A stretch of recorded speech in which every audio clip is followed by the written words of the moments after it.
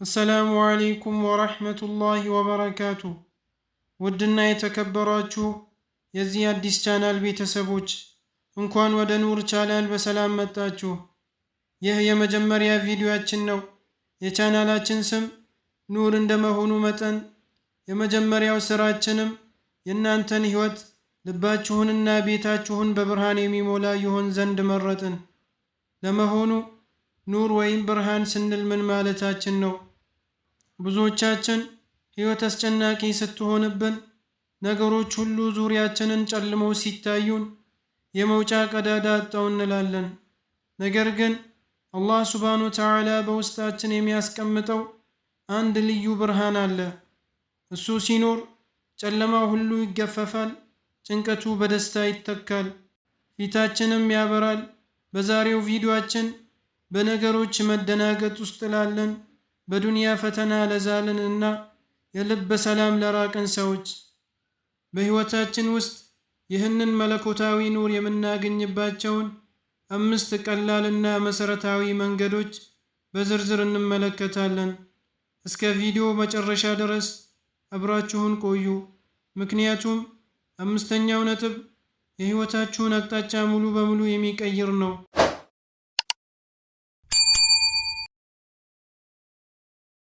አንደኛውና የመጀመሪያው መንገድ ሶላት ነው። ነቢዩ ሙሐመድ ሰለላሁ ዐለይሂ ወሰለም በአንድ ሐዲሳቸው ላይ ምን አሉ? ወሰላቱ ኑሩን፣ ሶላት ብርሃን ነው አሉ። ይህ ብርሃን እንዲሁ በምሳሌ የሚነገር ብቻ አይደለም። ሰላትን በተገቢው ሰዓቱ በኹሹ ወይም በመተናነስ የሚሰግድ ሰው ፊቱ ላይ ልዩ የሆነ የኑር ነጸብራቅ ይታያል። ሶላት ከፈጣሪያችን ጋር የምንገናኝበት ቀጥተኛ ገመድ ነው። በቀን 5 ጊዜ ቆሻሻን እንደሚያጥብ ወንዝ ወንጀላችንን አጥቦ ልባችንን ነፃ ያደርገዋል። ልብ ሲነፃ ደግሞ ኑር በውስጡ መኖር ይጀምራል። ሕይወታችሁ ጨልሞባችሁ ከሆነ መጀመሪያ ሰላታችሁን ፈትሹ። ሁለተኛው መንገድ የአላህ ቃል የሆነው ቁርአን ነው። አላህ ሱብሓነሁ ወተዓላ በቁርአኑ እንዲህ ይለናል፣ يا أيها الناس قد جاءكم برهان من ربكم وأنزلنا إليكم نورا مبينا እናንተ ሰዎች ሆይ ከጌታችሁ ዘንድ በእርግጥ አስረጂ መጣላችሁ፣ ወደ እናንተም ግልጽ የሆነ ብርሃን አወረድን። አላህ ራሱ ቁርአንን ብርሃን ብሎታል። በየቀኑ ቁርአንን የሚያነብ ትርጉሙን የሚያስተነትን እና በህይወቱ ላይ የሚተገብር ሰው ቤቱ፣ አእምሮ እና መንገዱ ሁሌም ብሩህ ነው። ቁርአን የጭንቀት ፈዋሽ፣ የልብ መመሪያ ነው። አንድ ሰው ጨለማ ክፍል ውስጥ ሆኖ የእጅ ባትሪ ቢይዝ መንገዱን እንደሚያይ ሁሉ በዚህ በተደባለቀ ዱንያ ውስጥ ቁርአንን የያዘ ሰው ሐቅና ባጢልን የመለየት ብርሃን ይሰጠዋል። በቀን 1 ገጽም ቢሆን እንኳ ከቁርአን ጋር ሳንገናኝ የምናሳልፈው ቀን በሕይወታችን ላይ ጨለማን ይጋብዛል።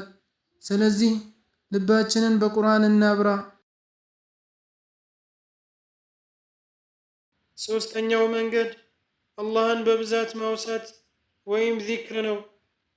ልብ የሚረጋገው ውስጣዊ ሰላም የሚያገኘው አላህን በማስታወስ ብቻ ነው። አላህ ሱብሓነሁ ወተዓላ በቁርአኑ ላይ እንዲህ ይለናል፣ አላ ቢዚክሪላሂ ተጥመኢኑል ቁሉብ። አላህን በማውሳት ልቦች ይረጋጋሉ።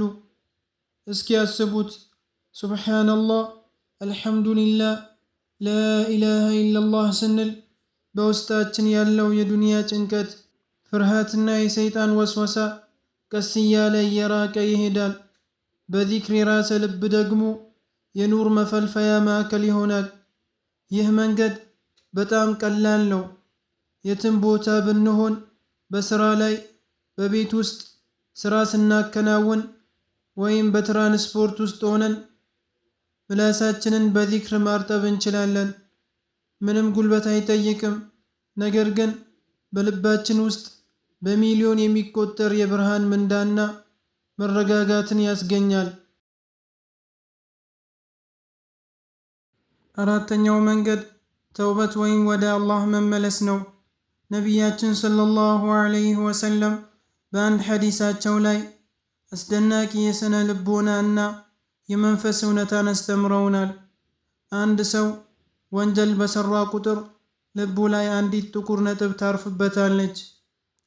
ወንጀሉ በበረከትና ንስሐ ሳይገባ ሲቀር ያቺ ጥቁር ነጥብ እየሰፋች ትሄድና ልቡን ሙሉ በሙሉ ታጨልመዋለች። ልቡ ሲጨልም ደግሞ ኑር መግቢያ ያጣል። ያኔ ሰውየው ምንም ነገር አይሰማውም፣ መልካም ነገር ይጠላል። ነገር ግን ያ ሰው አስተግፊሩላህ ብሎ ከልቡ ሲጸጸትና ተውበት ሲያደርግ ያቺ ጥቁር ነጥብ ትፋቃለች። ልቡም እንደ አዲስ መስታወት ያበራል። ተውበት ማድረግ የነፍስ መታጠቢያ ሳሙና ነው። ሁልጊዜ ማታ ከመተኛታችን በፊት ራሳችንን ሰብስበን የዛሬውን ስህተት አስበን አላህን ይቅርታ መጠየቅ በሕይወታችን ላይ የጠፋውን ኑር በቅጽበት ይመልስልናል። አምስተኛውና እጅግ አስደናቂው መንገድ ለሰዎች መልካምን ነገር ማድረግ ነው። ሰደቃ መስጠት፣ ሰዎችን በፈገግታ ማናገር፣ የታመመን መጠየቅ፣ የተቸገረን በሐሳብም ቢሆን መርዳት። እነዚህ ሁሉ በሌሎች ሕይወት ውስጥ ብርሃን የምንረጭባቸው መንገዶች ናቸው። በአላህ መንገድ ውስጥ አንድ የሚገርም መለኮታዊ ሕግ አለ። በሌሎች ሕይወት ውስጥ ብርሃን ስንፈጥር ያ ብርሃን ተመልሶ ያንተን ሕይወት ያበራል። ነቢዩ ሰለላሁ ዐለይሂ ወሰለም አሰደቀቱ ቡርሃን፣ ሰደቃ ማስረጃ ወይም ብርሃን ናት ብለዋል። አንተ የአንድ ሰውን መጨነቅ ስታቃልል አላህ ያንተን ጭንቀት ያቃልልልሃል። ሰዎችን ስታስደስት አላህ በውስጥህ ደስታን ይተካል። ውድ የኑር ቻናል ቤተሰቦች እንግዲህ እነዚህ 5 መንገዶች በሕይወታችን ላይ መለኮታዊውን ብርሃን የምንመልስባቸው፣ ልባችንን የምናክምባቸው መንገዶች ናቸው። እነሱም ሰላት፣ ቁርአን፣ ዚክር፣ ተውበትና መልካምነት። ይህንን ቪዲዮ ስታዩ ዝም ብላችሁ ሰምታችሁ እንድታልፉት አልፈልግም። ከዛሬ ጀምሮ ከነዚህ 5 ነገሮች ውስጥ ቢያንስ 2ቱን ወይም 3ቱን አጥብቃችሁ ያዙ።